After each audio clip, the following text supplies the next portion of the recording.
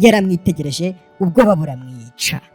Nyagasani uno mukobwa Olivia wacu ubanza akunda Scott ariko akaba atarabimubwira. Ari ukuntu ukunda umuntu iyo utarabimubwira uba ufite ubwoba budasanzwe. Ikindi kandi wari ukuntu utinda kumubwira disi ko umukunda abandi bakagutanga. Scott akomeje gushaka igitabo cyo gusoma. Uno mukobwa wacu Olivia nawe akomeza yitegereza igisore gake gakeya. Akiri aho ngaho kandi ubwo Olivia umukobwa wacu yarabanje yitegereza muri library hose ngo arebe yuko nta bandi bantu bahari, byibura arebe ko yakwegera uno musore Scott. Umukobwa Olivia yarahagurutse gake gake agiye kwegera Scott. Hari uwamuhamagaye ati Olivia. Olivia yisakiramo n'ubwoba. Nyagasani umuhamagaye ninde? Reba filime.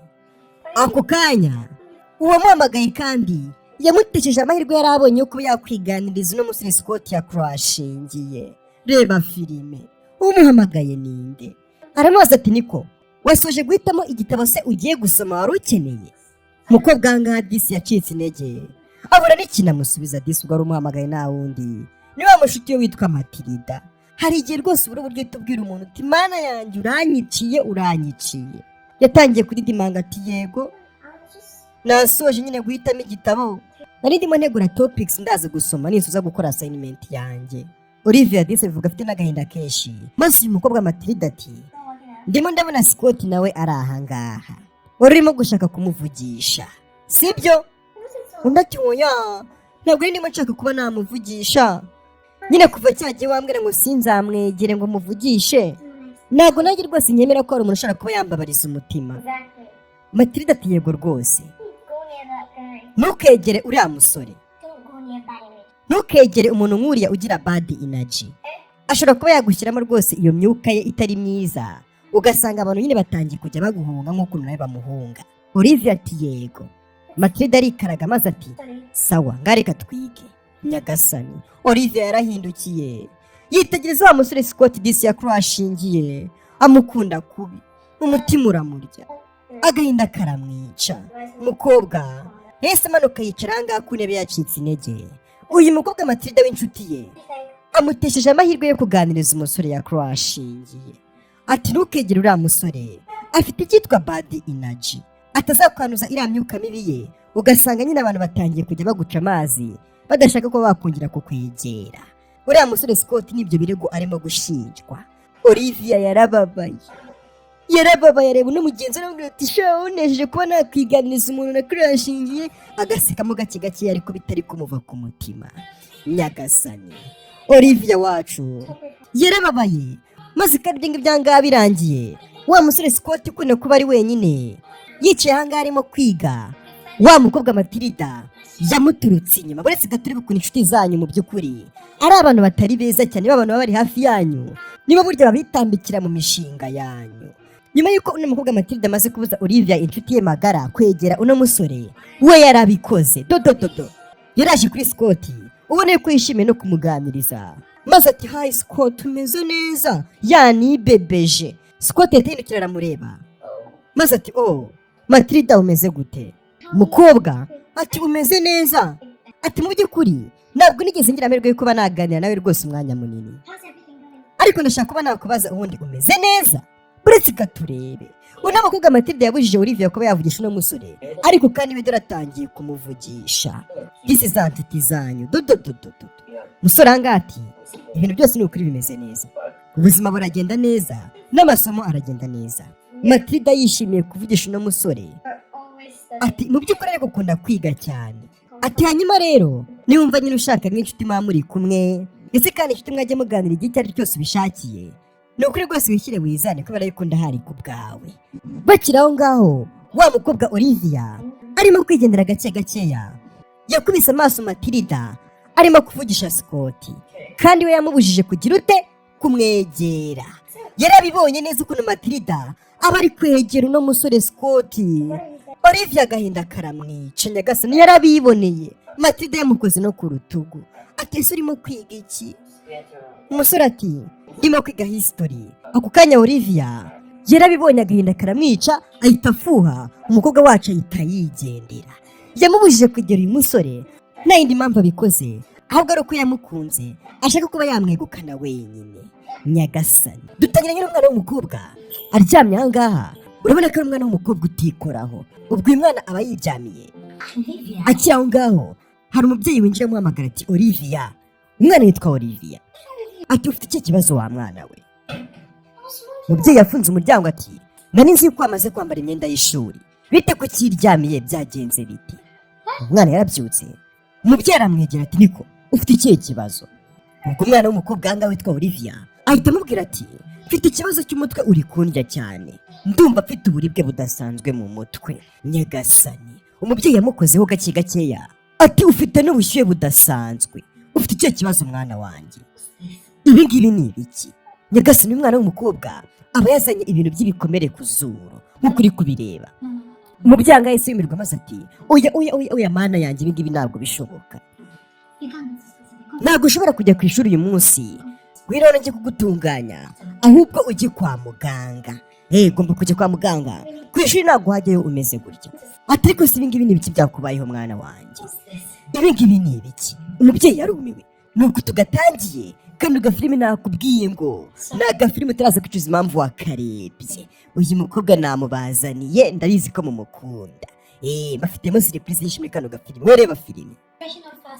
Ati itunganye vuba vuba ubundi tujye kwa muganga. Umubyeyi yarumiwe. Umwana agiye kwitunganya aho kugira ngo ajye ku ishuri, ahubwo bahita bajya kwa muganga kugira ngo barebe ikibazo umwana afite.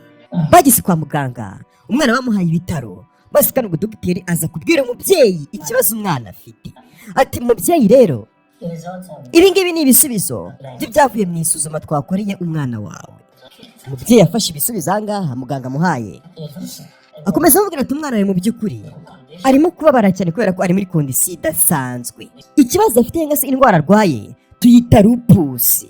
Lupusi, hari indwara nyinshi ziri kwaduka muri kino gihe, indwara z'ibyorezo zidasanzwe. Umubyeyi acyumva ngo ni lupusi yahise yikangamo. Urasobanukirwa lupusi ngo ni iki? Umubyeyi ati lupusi? Muganga ati cyane rwose, umwana wawe arwaye indwara yitwa lupusi. Umubyeyi ati hanyuma se muga, ndagira ngo unsobanurire neza, iyo ndwara yitwa lupusi ishatse gusobanura iki, ifata gute? Yitegereza umwana maze atabwira umubyeyi ati mu by'ukuri iyi ndwara yitwa lupusi reka nyigusobanurire gutya wa mubyeyi we. Ati iyo ndwara yitwa lupusi reka tuyisobanure nk'aho umwana wari kubura ubudahangarwa bw'umubiri we. Ni uburyo umubiri w'umuntu uba wubatswemo kugira ngo wirwaneho igihe watatswe na virusi iyo ari yo yose. Umwana wawe arimo gutakaza ubudahangarwa bwe bw'umubiri we. Ati afite ikibazo cya autoimmune disease. Ni uburyo umubiri w'umuntu wubatswemo kugira ngo wirwanirire mu gihe waba watatswe na virusi iyo ari yo yose cyangwa se bacteria. Hari ikiba nka bacteria cyangwa se udukoko twinjira mu mubiri w'umuntu, hanyuma immune system uno mwana afiteho ikibazo. Iyo rero mikorobe cyangwa se virusi yinjiye mu mubiri w'umuntu, iyo immune system ikintu ikorayo niyo ihita yirukana cyangwa se igahashya mikorobe ishaka kwinjira mu mubiri w'umuntu. Iyo ngiyo rero ibigizwe na white blood cells ku bantu bize siyanse, cyangwa se uturemangingo n'imitsi n'ibindi bikoresho byose bifasha kurinda umubiri. Hanyuma iyi ndwara ngo ni lupus uno mwana Olivia arwaye izwi kandi nka system yitwa erythematosus cyangwa se SLE, indwara nyine y'ubudahangarwa bw'umubiri, autoimmune disease. Icyo bisobanuye rero immune system, aho kugira ngo irwanye ibitera indwara itangira kwibeshya ikarwanya n'ibice by'umubiri ubwayo nk'uruhu, inyama z'imbere, impyiko, umutima cyangwa se n'ubwonko.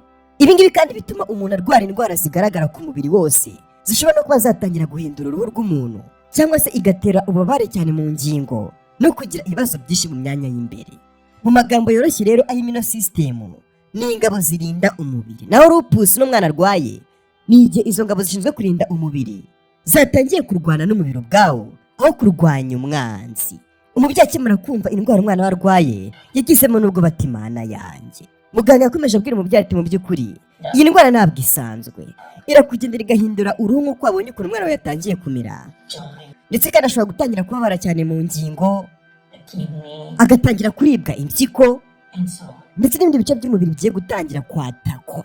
Umubyeyi yagizemo n'ubwoba. Nyagasani, ka Olivia karacyari akana gatoya, ni umwana mwiza. Muganga ati mu by'ukuri hari ubwoko bwinshi cyane bw'indwara yitwa immune disease. Ati gusa reka twamaze kubona kano kanya iri mu mwana wawe niyo turita SLA.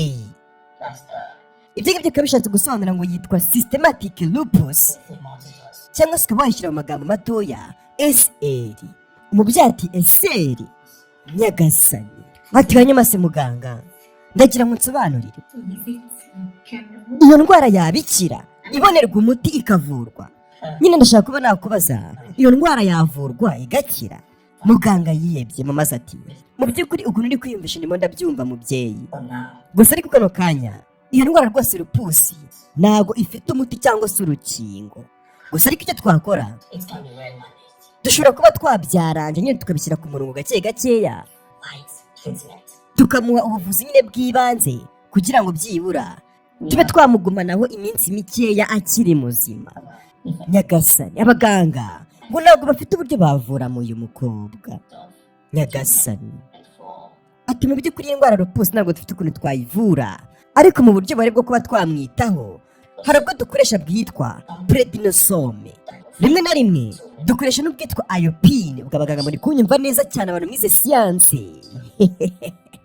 Ati mu by'ukuri ikintu tuba turi gukora, tuba turimo turamugabanyiriza ububabare.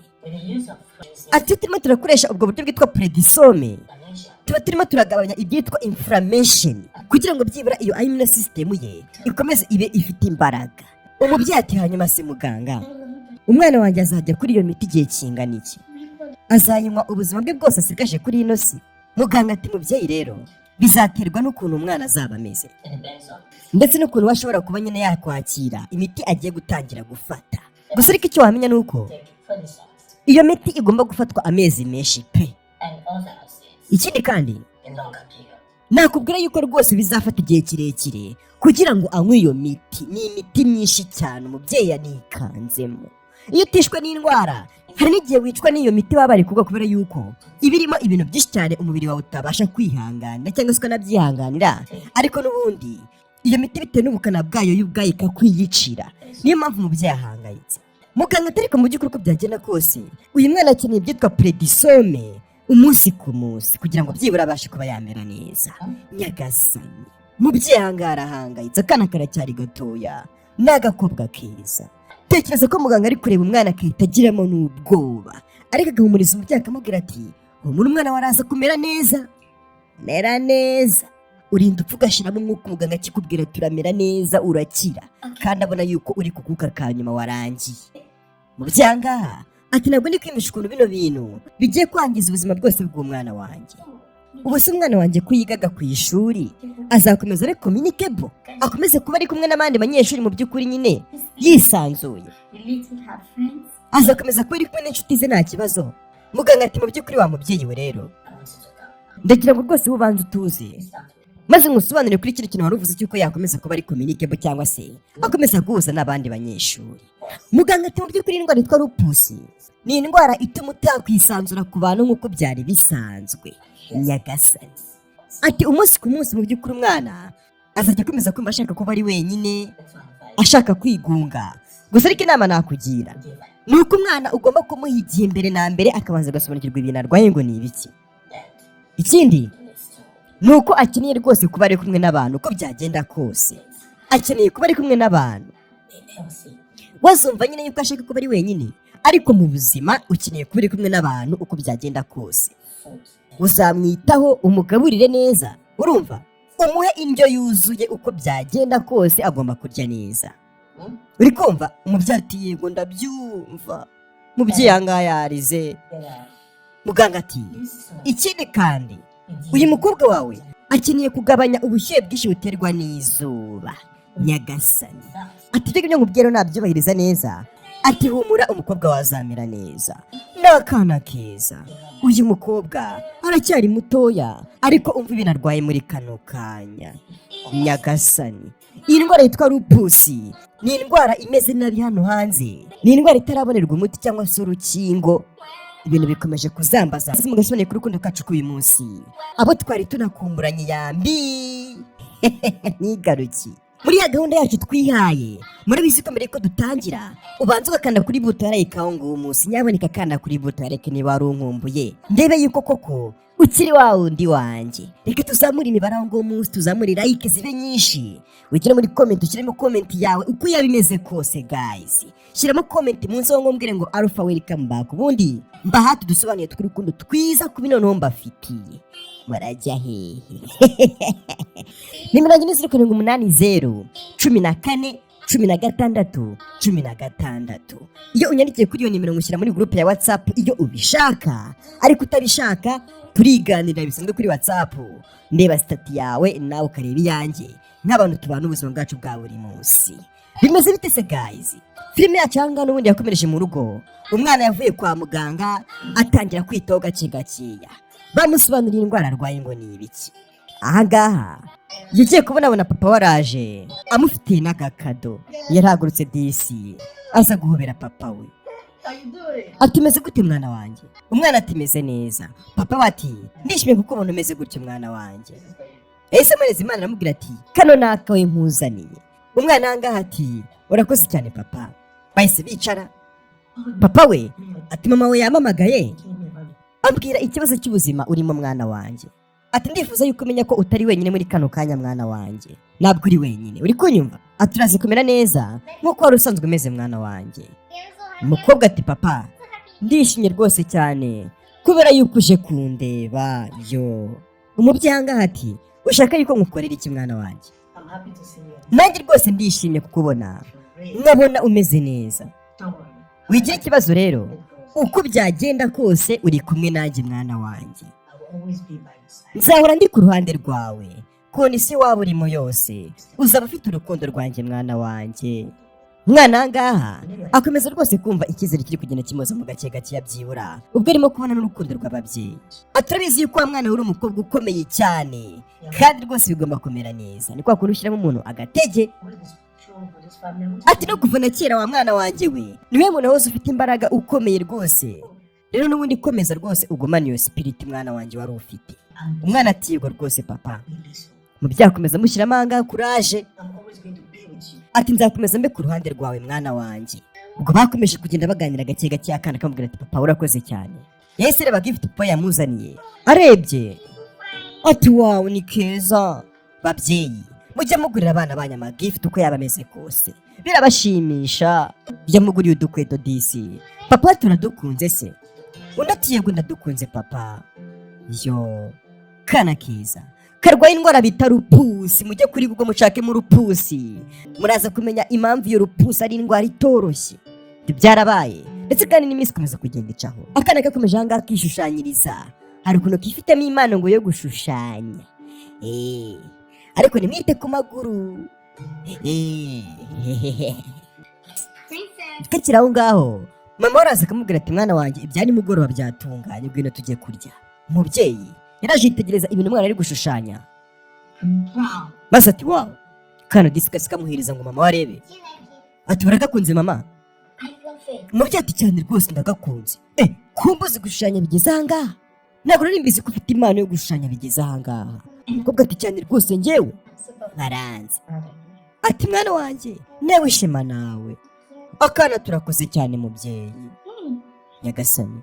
Ati umwana wanjye afite impano idasanzwe. Yaramusubije ahangaha maze ati biranshimishije.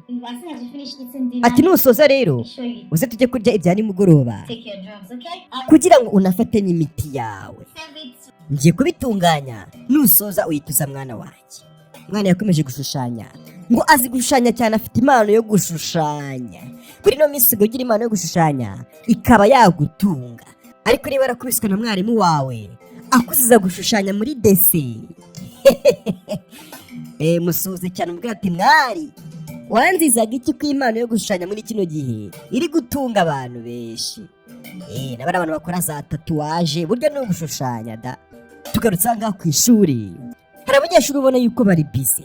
Ni ikigo cy'amashuri kigaho abana ubona yuko batikoraho, ariko kandi ahangaha haba hari uri wenyine abandi bari ukwabo. Kubera iki? Reba filime, wa mwana wari wenyine akiri aho, hari abandi baje bamwegera. Ni akagenge kishyize hamwe karakaye karimo abakobwa banutse. Hari uwaje wari uyoboye akagenge cyangwa se agakiriki, yaraje atakubita urushyi wa mukobwa. Uretse urebe filime yahise atangira kumukuramo utuntu tumwe na tumwe bamunyuzura bya biri by'abanyeshuri. Nyagasani, umukobwa ati mwana amereza amadarubindi yanjye urayankuramo kubera iki? Uwari uyoboye ako kagenge yitegereje amadarubindi maze araseka. Yarebye bagenzi be maze araseka, nuko ati ngo iki? Ariko shaka kubera iki buri gihe ukomeza wivugishwa ibyo wishakiye byose imbere yacu? Ugenda wiririmbishwa bya hato na hato. Ninde wakubwiye ko uri bwiza kugira ngo ujye wirirwa wiririmbishwa? Ninde wagushutse ngo uri bwiza? Ubwo undi nawe yarahindukiye maze aramubwira ati ndirimba kubera ko nkunda umuziki. Undi ati ukunda umuziki? Hanyuma niba ukunda umuziki se kuki utavuye mu ishuri ngo ujye kuba umuhanzi nyine ube nka Bwiza? Impamvu nawe utavuye mu ishuri kugira ngo ujye gukora umuziki urayizi? Ni uko bizi ko nta muntu wari kumva umuziki wawe, nta muntu wari gukora subscribe kuri YouTube channel yawe. Undi atumva nkubwire wa mukobwa we, mereza amadarubindi yawe cyangwa se amataratara harya iwanyu mubyita iki? Ubundi unshinguke hejuru. Mugenzi we ati ngo iki? Mwere inete zawe se kubera iki? Ubwo wa mukobwa ngaho uri kumunyuzura yarebye bagenzi be maze atari ko muranyumvira kanora. Undi ati kumbi ntago wabasha kureba utambaye amadarubindi? Bisobanuye ko ubungubu zino ntoki utarimo kuzireba. Twakuvumbuye. Iyo utambaye amataratara ntago ubasha kureba. Urabona mfite intoki zinga gake gake bamunyuzura. Nyagasani, batangiye kumunyuzura bamubwira ati ziba aho ngaho wacyana we, iki we n'iki? Akiri aho ngaho ari kumunyuzura, wa mwana yaraje ahita amufata amubwira ati mushingukeho, ati musubize kandi rinete ze. Wa mukobwa ufite akagenge kanyuzura yatatse Olivia ati nshingukaho nawe wagakobwa we, ndakuburiye nshingukaho. Olivia ati mva nkubwire wa mukobwa we, bino bintu buri gukora ku ishuri byo kuburinga abanyeshuri bagenzi bawe ntabwo byemewe mu by'ukuri ahantu hose. Ibintu byo kunyuzura bakabiye kuba barabikoze mu gihe cyatambutse, ariko ubu ngubu ntabwo nabikwemerera. Ugomba kurekera kunyuzura abanyeshuri bagenzi bawe. Yahise amushikuza za rinete atakira rinete zawe. Mbese Olivia nubwo arwaye ariko agira n'umutima mwiza, atumva twigendere tureke bano bakobwa bakoze akagenge ko kunyuzura.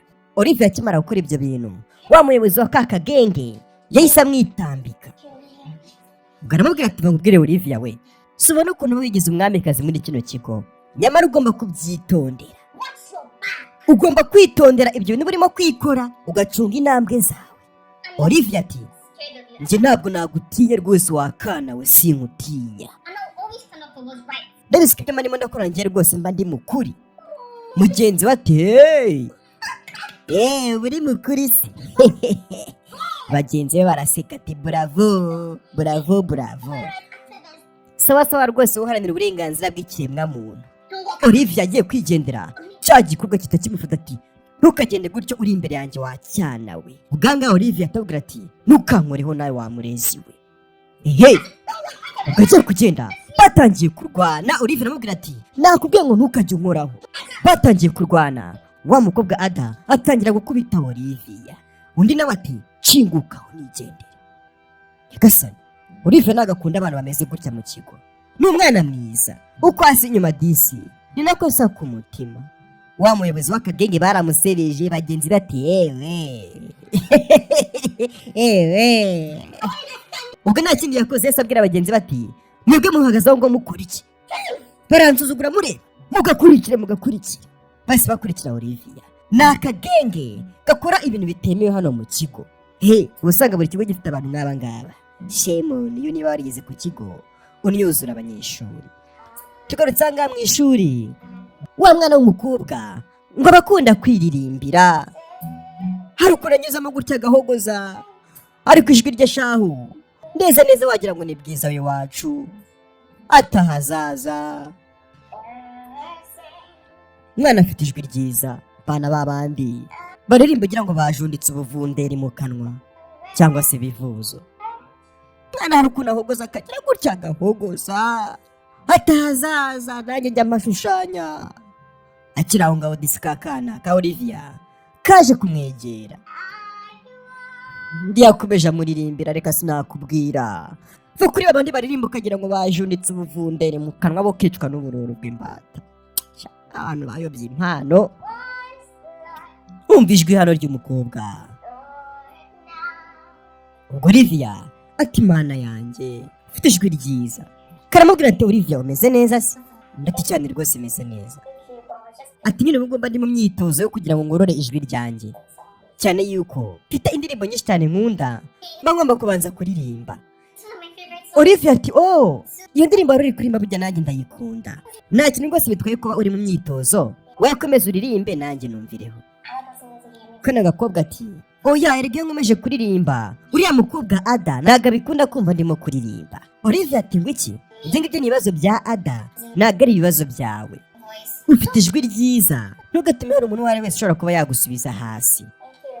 No mukobwa ati urakoze cyane Olivia, ni ukuri rwose uburyo ukomeza kuba ku ruhande rwanjye ni iby'agaciro. Ubwo Olivia ati we rwose ntihakagire umuntu ugusubiza hasi. Ikindi kandi hano ku ishuri ntugatume hari umuntu ugusuzugura, cyangwa se n'aho ariho hose ntabwo ari ku ishuri gusa, ntugatume hari umuntu ugusuzugura. Mugenzi we ati humura, ndagusirengeye ko nta muntu n'umwe nzongera kwemera yuko ansubiza hasi. Nanjye rwose nzabona ndi ku ruhande rwanjye. Olivia ati rwose ibyo ngibyo nibyo byiza, ibyo nanjye nashakaga. Ati ikindi kandi ugomba kwibuka, ujye wibuka yuko ufite impano idasanzwe. Wibuke ko kandi umuntu wese ahangaha muri kino kigo angana na buri uwo ari we wese, nta muntu uruta undi. Uri kubyumva neza? Kano kana gati yego rwose ibyo uri kuvuga nibyo. Kahise gahaguruka maze gahita gahoberana na Olivia. Ni abana ahangaha b'inshuti barahoberanye maze uko bahita bicara. Olivia tumaze ati hanyuma se buriya nanjye wanyigisha kuririmba nk'uko uririmba? Kubera ko nyine ikijwi cyanjye rwose ntabwo ari cyiza pe. Ubwo Olivia ahita amwegera maze n'umukobwa ati reka nze nkwigishe. Umwana ahangaha yarongeye atangira guhogoza.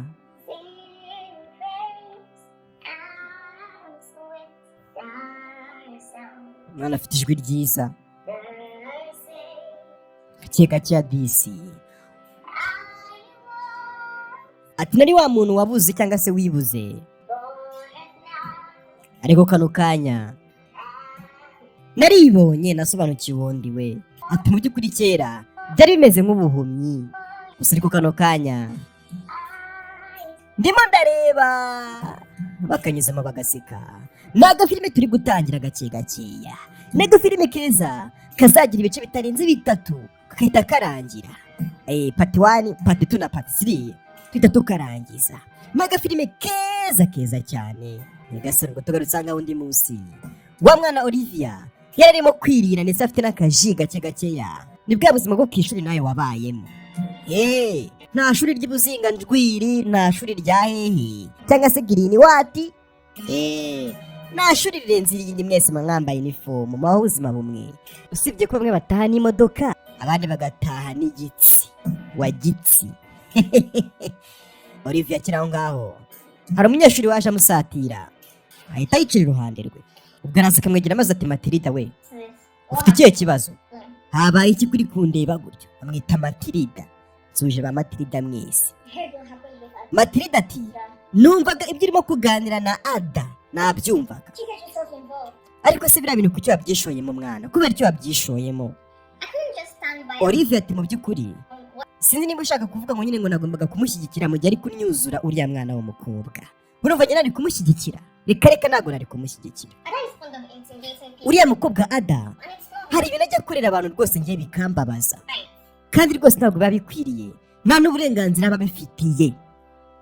Matilda ngati baretse gato, nabizi mu by'ukuri kandi ndimo ndakumva ibyo ushaka kuvuga, ariko nyine mu by'ukuri ntabwo nzi neza niba ufite imbaraga zo kuba wabasha kurwanya bariya bantu bakoze agatsinda, bafite akagenge, kandi rwose ni akagenge gakora ibintu bitari byiza. Wowe uri umwe. Niko mbwiza ukuri Olivia we, ubwo kuko urumva udakwiye kwitondera kariya akagenge kabo kaba Ada. Uriya mukobwa Ada ntabwo ari umuntu wo gukinisha ibyo ushatse byose. Ada ntabwo ari mwiza. Icyo nakubwira cyo ni uko uriya mukobwa Ada mama we ni umuntu ukomeye cyane, ndetse kandi amabi yose akora abayobozi baramwihora kubera yuko kino kigo agishoramo amafaranga menshi. Ni umuntu ufite uruvugiro ahantu henshi hagiye hatandukanye, ku buryo uriya mwana ibintu akora byose abishingira yuko mama we ari umuntu ukomeye, kandi rwose kino kigo agishoramo amafaranga menshi. Niba rero ushaka guhangana n'uriya mukobwa Ada, ni ukuri urimo kwishyira mu bibazo bikomeye cyane kubera yuko araza kuba yagukorera ibintu utazigera wibagirwa mu buzima bwawe kandi bitari byiza. Wabigiyemo gakeya mu by'ukuri wa mwana we. Olivia ati kubera iki se? Kubera se ko ngiye ndimo ndiga kuri scholarship. Uno mwana ahangaha arimo kwiga ku nguzanyo muri kino kigo. Ati mva nkubwire Matilda we, uko naba ndimo kwiga ku nguzanyo gute muri kino kigo? Iki nakubwira cyo rwose nuko nafitiye ubwoba mama wa Ada. Sinenye umukobwa we kandi na mama we ntago mutinya. Biriya bintu barimo barakora ntago ari ibintu byiza. Bullying cyangwa se ibintu byo kunyuzura, kuvuga amagambo atari meza ku muntu, ni ibintu mu by'ukuri bitari byiza ku kiremwa muntu. Rero njye ntago nzamushyigikira uko byagenda kose. Niyo yaba afite nyina ukomeye rwose gute, ntago nshobora gushyigikira rwose uriya mukobwa. Never. Matilda yikanzemo. Ati nyumva neza Olivia. Mu by'ukuri nakubwiye ngo witonde. Ntabwo nshaka kubona rwose bakubabaje. Olivia ati wigira ikibazo. Erega njye nzirinda.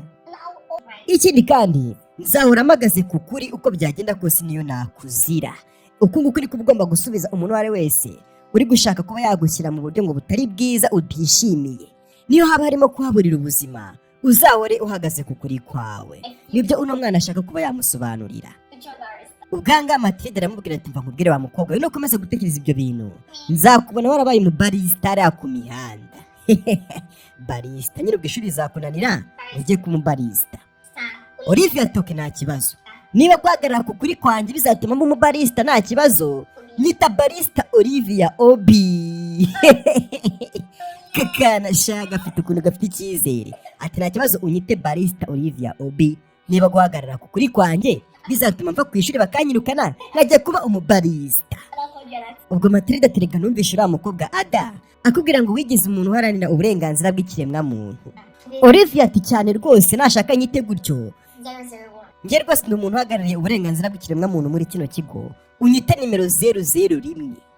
Agent. Yikora no ku mapeti gake gakeya. Maze Matilda araseka ati ariko umwana urimo kunyinisha. Koko uzakomeza guhangana n'abari abantu? Undi ati cyane rwose uwo ngo ni njyewe ngomba guhangana n'abana bari bose bazanye ibintu byo kunyuzura mu kigo. Simbashyigikiye uko baba bakomeye kose. Matilda atari ko se mu by'ukuri uzabikora wenyine koko ibyo bintu cyangwa ushaka undi muntu muba muri kumwe? Olivia ati we rwose njye niyo naba ndumwe nabyikorera. Iyo urimo gukora ibintu byiza si ngombwa ngo ushaka agakuru cyangwa se genge ngo mufatanya, ahubwo abashaka bakwiyungaho. Iyo mushaka gukora ibintu bibi nibwo mwubaka genge mugakora kuru nk'uko uriya mukobwa Ada yabikoze. Ati ariko njyewe ubwo ndimo ndakora ibintu byiza si ngombwa rwose ngo nshake kuru cyangwa se genge. Nubona ndimo ndakora ibintu byiza uze unyiyungeho duhangane na bano barezi. Turacyarimo gutangira agafilime kacu kuri mikoro nk'ibisanzwe kandi buri nanjye Alpha Sam. Nyaboneka banza urebe ko wakanze kuri buto ya like ngo munsi tuzamura imibare. Nshaka kubona imibare y'abantu benshi cyane bakanze kuri buto ya like maze ahangaha agafilime nahita nkabaha nihuta cyane. Nisa yakomeje gucaho tugaruka ngaha kandi ubwanga wa munyeshuri Olivia wacu aba ari wenyine yishushanyiriza. Murabizi ko afite impano yo gushushanya. Kagatsinda kandi gakora ibintu bitari byiza murimo kukabona hirya ye. Abantu bakora ibintu bitari byiza hari ukuntu ngo bibumbira hamwe bagambana iki n'iki. Olivia akiri aho ngaho hari umukobwa waje amwegera gake gakeya. Niwe mukobwa wacu Matilda. Matilda yaraje maze ati urimo gushushanya nanone? Olivia ati cyane rwose ndimo ndashushanya. Olivia ni umukobwa mwiza. Ati mu by'ukuri ndimo ndashushanya bimfasha gutuza rwose nka relaxa. Hajya wishaka gutuza no kurelax ukora iki? Nizere ko tereba za filime z'urukozasoni nyaboneka. Hari abantu bakiri bazira filime z'urukozasoni koko. Mujye mushaka ibintu bituma muri relax apana biriya bintu by'imico mibi. Ubwanga Matilda aramureba akamubwira ati ni ukuri uzi gushushanya.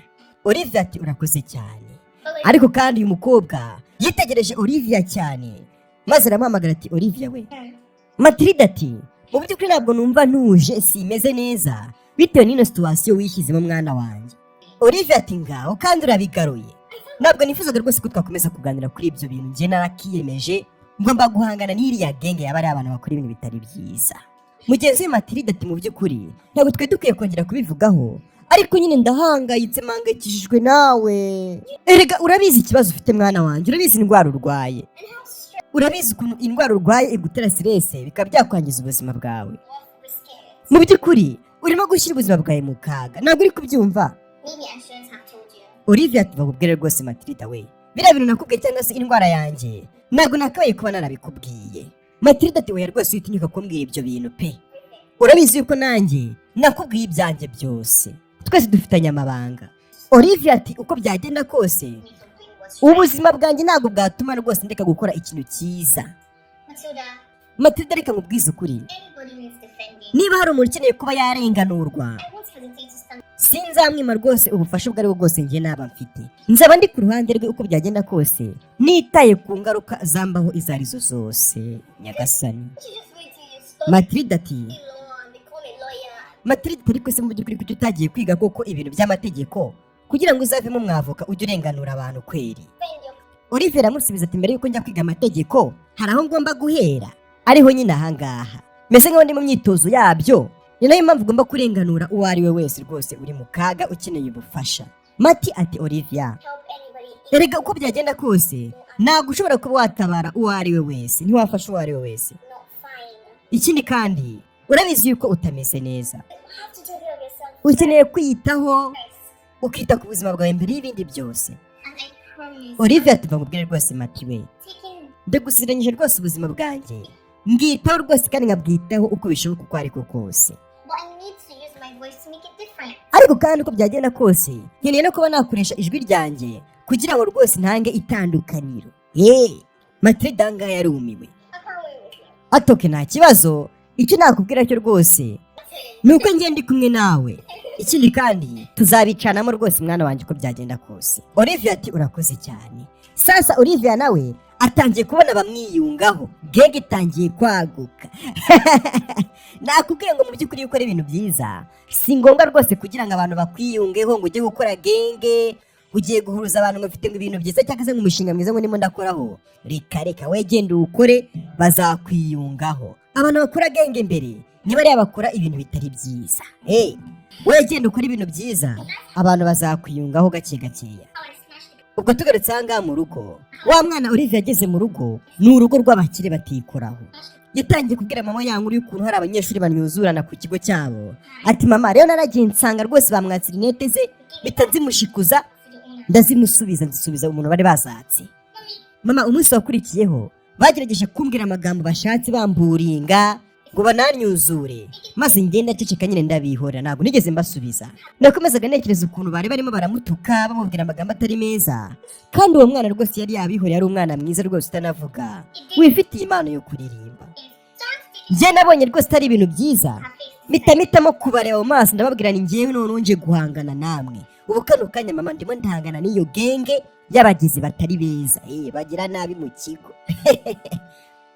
Mama we yarumiye maze ati mwana wa, urabizi rwose ko no kuva ku munsi wa mbere nari ndi ku ruhande rwawe mwana wanjye, gusa ariko kano kanya mwana wanjye Olivia wibuke yuko ubuzima bwawe rwose butari muri kondisiyo nziza. Umukobwa ati yego rwose mama ntabwo ubuzima bwanjye buri muri kondisiyo nziza, ariko rwose ntabwo nakwemera ko hari umuntu bahohotera ndeba, ntabwo bishoboka mama kubera ubuzima bwanjye kweri. Mama we ati uko byagenda kose mwana wanjye hari ibintu ugomba kwirengagiza kubera ubuzima bwawe butameze neza. Mwana wanjye Olivia ndakwinginze ukeneye kwitonda,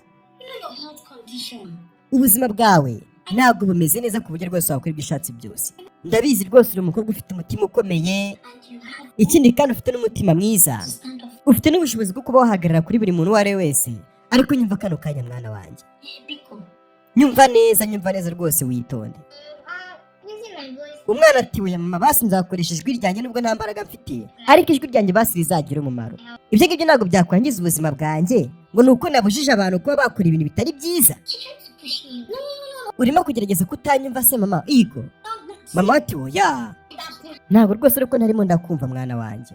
Umukobwa ati rero nshyigikira mama, umenye imigisha ya kibyeyi ubundi mangane na bariya bantu. Niba rero unshyigikiye reka nanjye njye guhangana na bariya bantu, sinzakoresha imbaraga ariko ijwi ryanjye rizagira umumaro, ngira byibura abantu ndengera.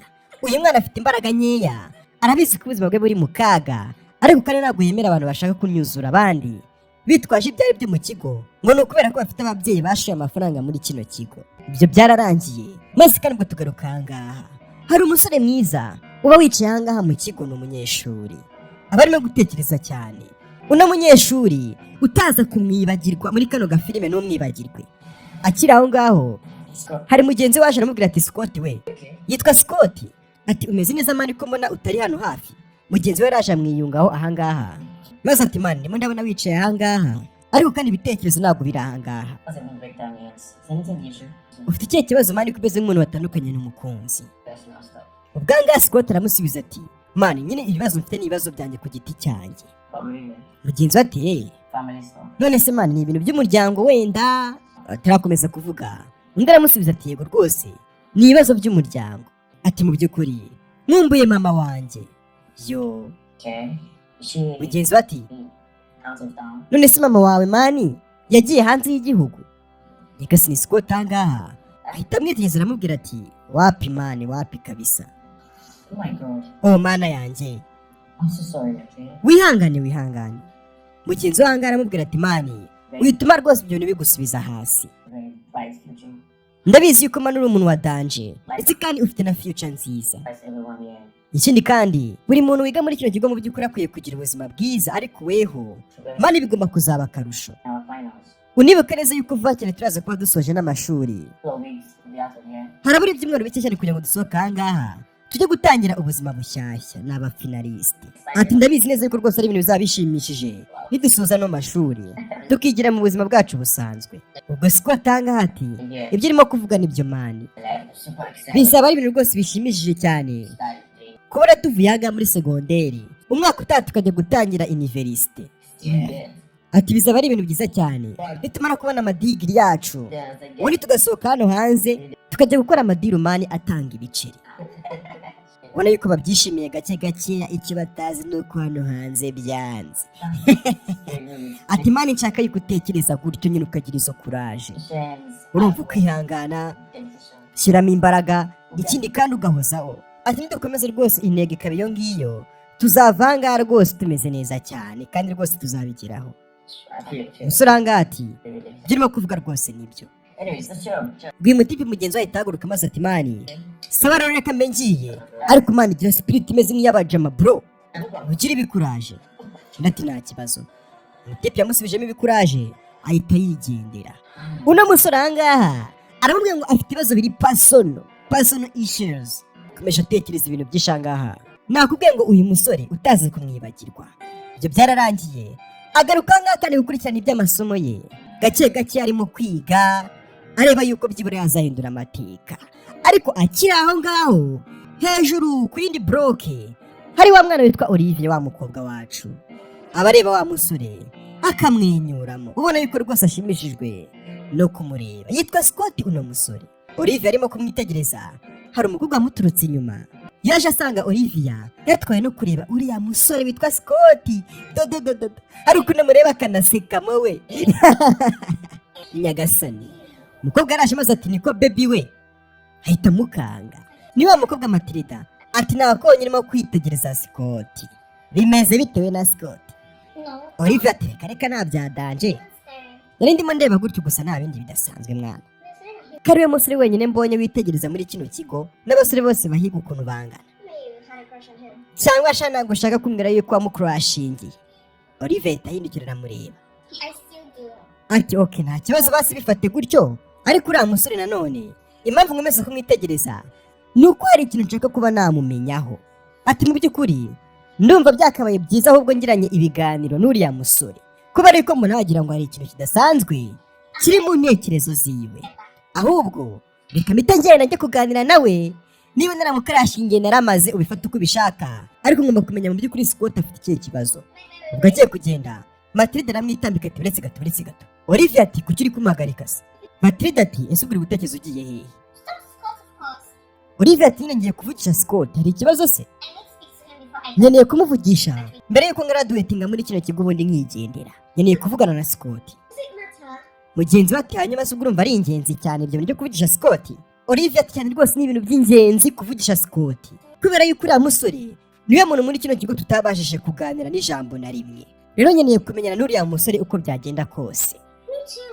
Matilda ati yego rwose nanjye rwose nuko nk'uko uriya musore ntabwo twe twavuganaho na rimwe. Olivia ati ariko se ubundi Matilda we, uriya musore ko mwigana niyo mpamvu mu by'ukuri mutigeze mufata akanya ko kuganira ukaba urimo kumbwira ngo ntabwo mwari mwavuganaho na rimwe.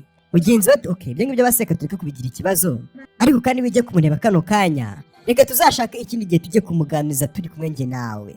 Kanga abakobwa babyumvikanyeho ko bagomba kuzajya kuganiriza uno musore Scott bombi bari kumwe.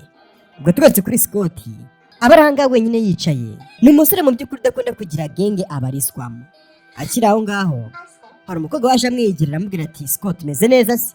Ni wa mukobwa uhagarara ya genge yo kunyuzura abanyeshuri. Yaje kumwibambazaho. Scott uvuga makeya ati umeze neza se?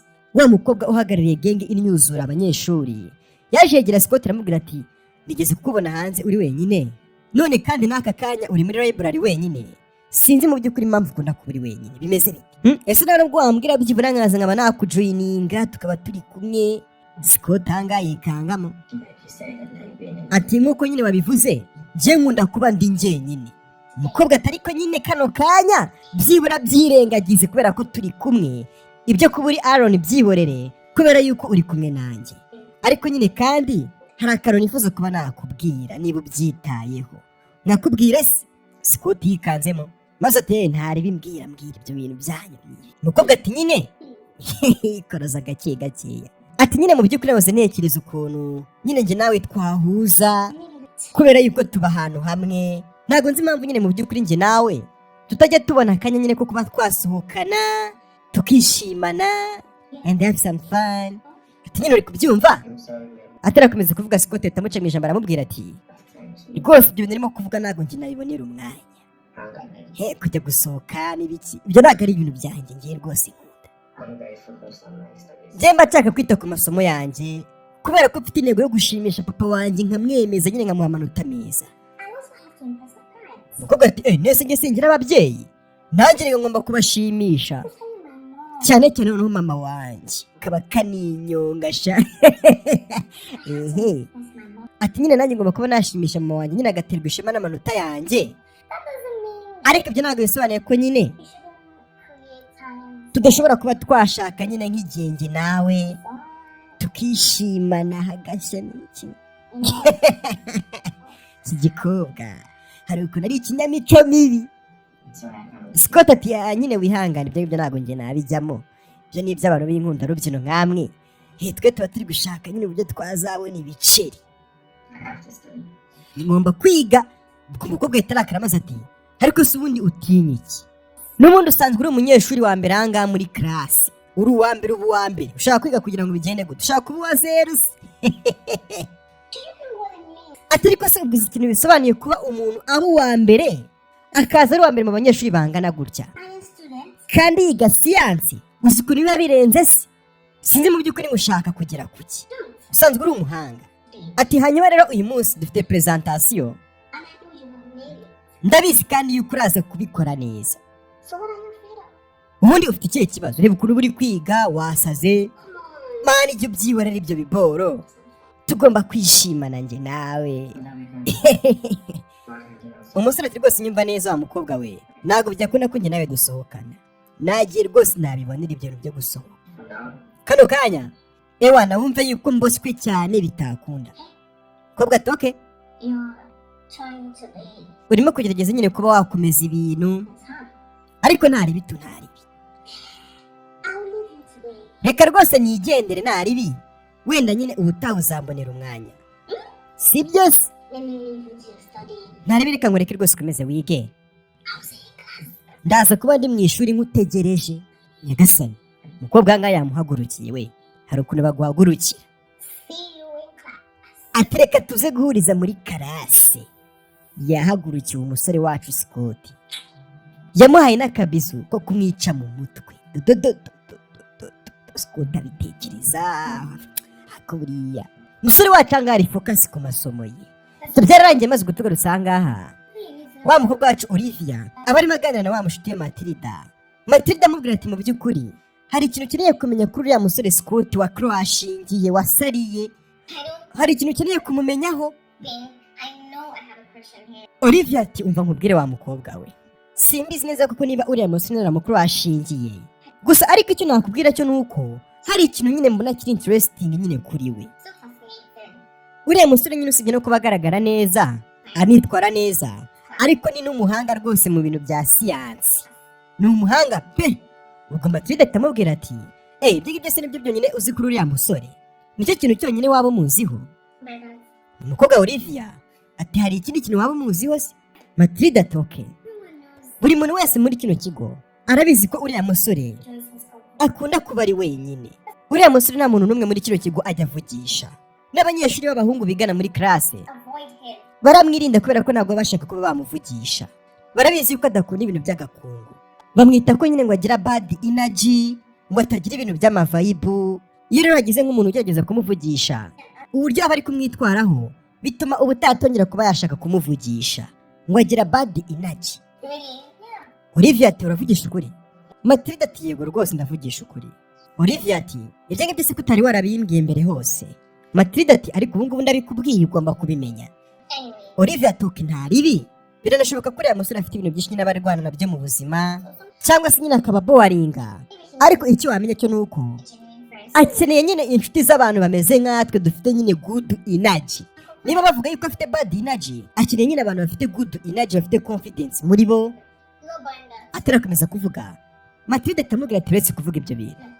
Uriya musore mu by'ukuri hari ukuntu ajya avugana na Ada. Ada ni wa mukobwa unyuzura abantu. Know who Ada is? Ati kandi Ada uramuzi uwo ari we? Olivia we, uriya musore rwose afite icyitwa bad energy. Rero rwose ndakwinginze wimwegera atazagusiga ibyo bad energy byabo. Njye ni inshuti yawe urabizi ntabwo nakubeshya. Kandi urabizi ko nifuza kuba nakubona ubabaye. Uriya musore ntumwegere ndakubujije. Ngo afite ngo bad energy. Olivia araseka maze ati urakoze Matilda we. Thanks for always having my back. Urakoze ko buri gihe rwose uri ku ruhande rwanjye. My best friend. Uri inshuti yanjye rwose ubu ngubu ndetse n'iteka ryose. Bahise batangira kwikoresha bya bintu nyine by'abakobwa. Ibyo ngibyo namwe murabizi. Ibyo ngibyo byararangiye. Ndetse kandi bikomereza na gahunda zabo. Ibyo ngibyo byararangiye. Tugaruka mu rugo rumwe ahangaha. Haba hari umugabo ndetse n'umugore. Umugore ubona ko ari guprotokora umugabo we gake gakeya.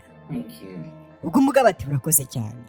Bakira aho bari kwinywera gake gakeya, hari umusore winjiraga ahangaha.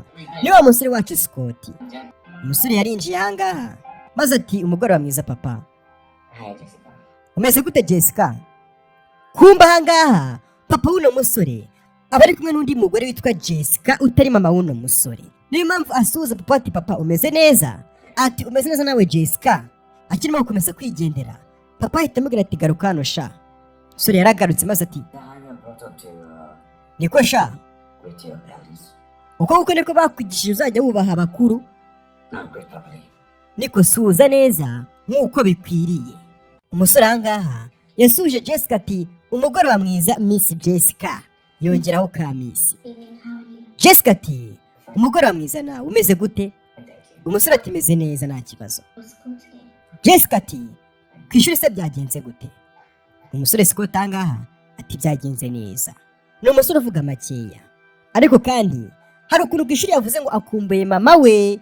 Ntabwo tuzi ngo mama w'uno musore aba hehe cyangwa se ngo ari hehe. Reba filime wowe. Umusore akimara gusuhuza ahangaha ngo abakuru ese yigendera. Papa we banza yarishumbushisha kandi kana kakiri agatoto we. Jessica atangiye gukabakaba papa w'umusore ati nyakubahwa, It's okay, you come around. humura rwose gake gake bizagenda biza. Papa w'umusore ati nanjye ndabyizeye. Gake gakeya Jessica aterura ikirahure maze akereza papa w'umusore, maze bagahana cheers. Kamubwira ati ku buzima bwacu. Ibyo byararangiye kandi amasaha akomeza kwicuma maze baza no kurya ibya nimugoroba. Gake gakeya bari kurya, umugabo ati rwose bino biryo biraryoshye. Jessica turakoze. Umugore ahangaha ati reka nze mpamagare Scott nawe aze dusangire. Bakira aho Scott ahitaza maze ati umeze neza mwana wa, ngwino dusangire ibya nimugoroba. Come on. Scott ati papa ntabwo nshonje. Papa ati oya mwana wa. Scott, please. Scott ngwino dusangire, Food is sumptuous. ibiryo biraryoshye cyane mwana wanjye. Jessica ati rwose nabitetse neza mwana, ngwino dusangire. Umusore akimara kumva yuko Jessica ari watetse ibiryo ati ntabwo nshaka kurya papa, njye ngiye kuba ndi hanze ndimo ndiga, ndagaruka nimusoza kandi munyihanganire. Umusore ahangaha mu by'ukuri sinzi impamvu aba ari kwitwara gutya. Abandi ngo bakomeje kwirira gake gakeya, maze kandi umugabo ahangaha ati rwose wihangane Jessica ku myitwarire y'uno musore, mu by'ukuri rwose ubanza akeneye igihe. It's okay. Jessica ati nta kibazo. I understand. ndimo nabyumva kandi cyane. Let's just give him some time. He'll come around. Reka tube twamuhigiye maze turebe ngo ni ibiki. Ibyo byararangiye maze kandi ubwo tugaruka ahangaha ku ishuri. Tugarutse ahangaha kuri ya gengi irimo abanyeshuri banyuzura. Bakiri kwigendera gake gakeya, Scott abaturuka inyuma. Ubwo Scott akiri aho ngaho aramuhamagaye ati Scott, wari umuhamagaye nta wundi. Ni wa mukobwa Ada. Ati nari ndimo ndagushaka. Undi ati nari ngiye muri library. Oh, really? Undi ati ugiye muri library? You can go. Nta kibazo reka tujyane. Undi ati nta kibazo. Umukobwa So you can go. atari ikintu nshaka kuba nagusaba. Umusore ati nta kibazo mbwira. Okay, Ada ati nyine mu by'ukuri nagize ikibazo muri chemistry. especially organic chemistry. Cyane cyane organic chemistry. Sounds wonderful. Rero nari munekeza niba hari ukuntu wamfasha. Scott ati none se ikibazo wagize ni ikihe? Ubwo uyu mukobwa Ada ati ntacyo niba wemeye kuba wamfasha. Let's meet up Basi reka nyine tuze guhurira nyine at Ida Job Place. nk'iwanyu nyine ahantu ba Or my place. cyangwa se nyine ngiye nk'ahantu mba. Hari ikibazo se wenda tuhuye nko muri weekend? Umusore ati mu by'ukuri ntabwo nzi neza rwose ko byakunda ahantu mba. Ntabwo byakunda muri no weekend. Umukobwa ati ntabwo byakunda. Undi ati cyane rwose. Scott atari ko se ubundi kuki tutakwigira ahangaha mu kigo? Hari ikibazo se twese tubonye akanya ahangaha tukaba aribwo twabikurikirana mu kigo? School? Undi ati ku ishuri? Well, why not your house? Ada ati oya, kuki se bitabera iwanyu ahantu ba? I told you I wasn't free. Umusore ati nakubwiye ngo ntabwo nabona umwanya rwose mu rugo. Oh, Ada ati umukobwa ati nta kibazo, nzakumenyesha nimbona akanya ko kuba twakwigira hano mu kigo. Umusore atoke nta kibazo ahita yigendera. Kubera iki uno mukobwa Ada ashaka kuba yahurira n'uno musore ahandi hantu hatari ku ishuri. Reba filime wowe. Ese uno mukobwa Ada yaba yarakunze Scott? Sigaye bitekerezaho umukobwa. Ariko uyu mukobwa murabona ukuntu arimo gusanga Aisha we. Aisha inyindi do. Urabona badasa? Nuko nyine uyu nguyu ari igikara. Undi akaba ari umuchinese, umushinwa. I mean, why is it so very difficult? Atari ko se kuki uno musore akazi ibintu kuki agoye? Cyangwa arande bakabona ntari mwiza bihagije ku buryo yangira nka girlfriend we. Arande bakabona ntari mwiza. Okay, sawa. Ubwo ashaka yuko musanga muri library shareka nzi nkwereke. Yagasani. Tugarutse kandi ubwo muri library wa mukobwa Olivia nawe aba yaje mu isomero. Gake gake ari kwisomera ibitabo. Ahubwo mujya musoma ibitabo cyangwa musoma abakunzi banyu mugasoma n'icupa. Mwagiye musoma n'ibitabo ko baca umugani mu Kinyarwanda ngo ushaka guhisha umunyafurika cyangwa se umwirabura amuhisha mu bitabo. Jye musoma kiri aho ngaho. Wa musore Scott nawe yaje muri library gushaka n'igitabo cyo kuba ari kwisomera. Olivia yarakibutse ubona Scott iruhande rwe gake gakeya. Uno mukobwa kandi Olivia nawe ngo ari ukuntu yakurashingiye uno musore Scott. Yaramwitegereje ubwoba buramwica. Nyigasano uno mukobwa Olivia wacu ubanza akunda Scott ariko akaba atarabimubwira. Hari ukuntu ukunda umuntu iyo utarabimubwira uba ufite ubwoba budasanzwe. Ikindi kandi ngo hari ukuntu utinda kumubwira disi ko umukunda abandi bakagutanga. Scott yakomeje gushaka igitabo cyo gusoma. Uno mukobwa wacu Olivia nawe akomeza yitegereza igisore gake gakeya. Akiri aho ngaho kandi ubwo Olivia umukobwa wacu yarabanje yitegereza muri library hose ngo arebe yuko nta bandi bantu bahari, byibura arebe ko yakwegera uno musore Scott. Umukobwa Olivia yarahagurutse gake gake agiye kwegera Scott. Hari uwamuhamagaye ati Olivia. Olivia yisagiramo n'ubwoba. Nyagasani umuhamagaye ninde? Reba filime.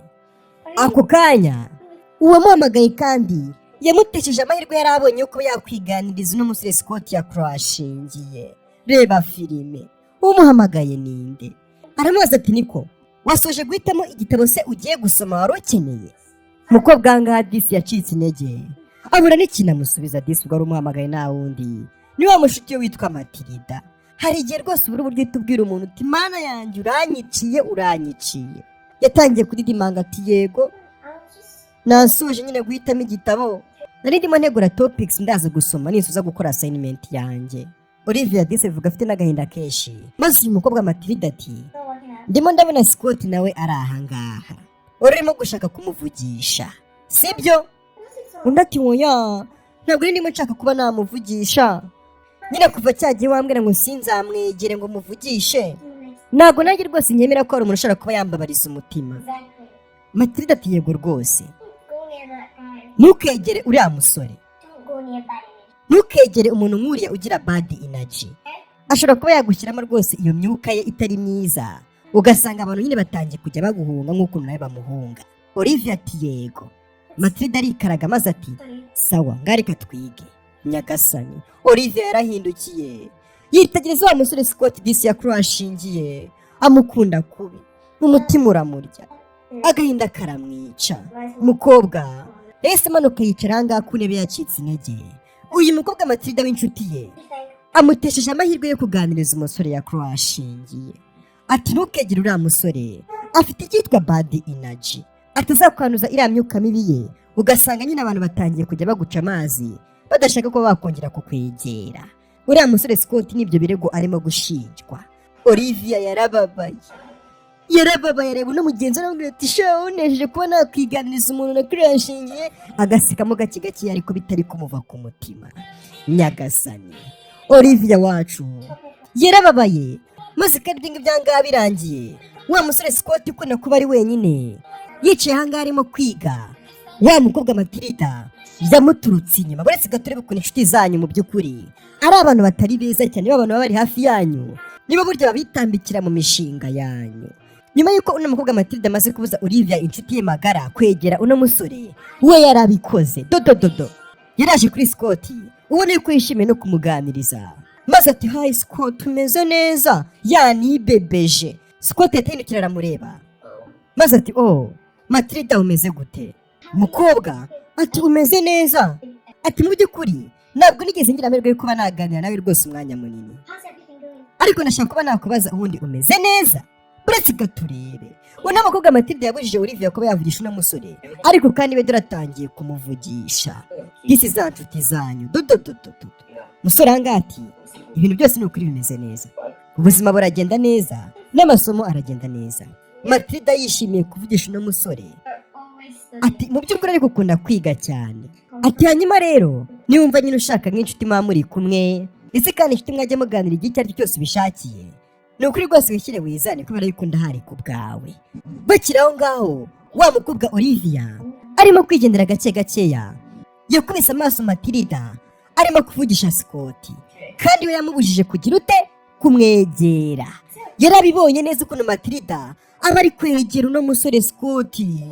Olivia agahinda karamwica. Nyagasani yarabiboneye. Matilda yamukoze no ku rutugu. Ati ese urimo kwiga iki? Umusore ati ndimo kwiga history. Ako kanya Olivia yarabibonye agahinda karamwica, ahita afuha, umukobwa wacu ahita yigendera. Yamubujije kwegera uyu musore nta yindi mpamvu abikoze, ahubwo ari uko yamukunze ashaka kuba yamwegukana wenyine. Nyagasani, umukobwa ahangaha Matilda wiyita inshuti magara ya Olivia yakomeje kuganiriza uno musore Scott, maze kandi part 1 ya kano gafilime kacu irangirira ahangaha. Mbabwira ngo nyaboneka mutaza gucikwa ibice bikurikiraho. Manuka muri comment ume igitekerezo ukuntu kabonye ikindi kandi utagira udakanze kuri buto ya like aho ngaho munsi, ndetse kandi wikukane no kuri buto subscribe kugira ngo udacikwa n'ibice bikurikira bya kano gafilime. Ese biraza kugenda gute? Uyu mukobwa Matilda na Olivia kuba agiye gupfa umusore kandi bari inshuti. Ikindi kandi ugomba kumenya nuko wa mukobwa Ada ubanga urunuka nawe arimo gukunda uyu musore wacu witwa Scott. Biraza kugenda gute mu bice bikurikira. Kano gafilime utaza kugacikwa, ni agafilime keza cyane, mbabwira ngo ni agafilime utazicuza impamvu urimo kukareba. Wejya muri comment umpe igitekerezo. Niba kandi uri umunebwe wo kwandika comment, nyaboneka bashyikiramo agatima, niyo kaba ari agatima kamwe cyangwa se utuntu tw'uturiro, mbona yuko washyizemo igitekerezo biraba bihagije. Ikindi kandi ukana kuri buto ya like aho ngaho munsi, ni ikintu cy'ingenzi cyane. Ino filime nigira like 1000 nahita mbahereza part 2. Muzajya mumbwira ngo mushaka kureba filime mudakana no kuri buto ya like cyangwa se munashare, munyereke yuko mwabikunze, we nimitemo kumereza ibice bikurikira.